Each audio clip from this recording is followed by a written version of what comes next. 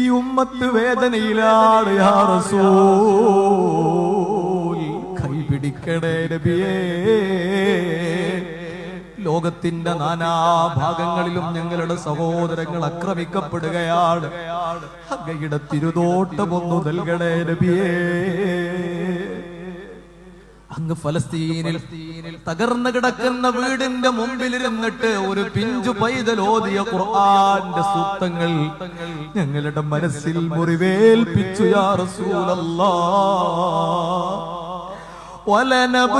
വലനബ്ലുവന്നകും ബിശൈഇൻ മിനൽ ഖൗഫി വൽ ജൂഇ വനഖസിം മിനൽ അംവാൽ من الأموال والأنفس والثمرات وبشر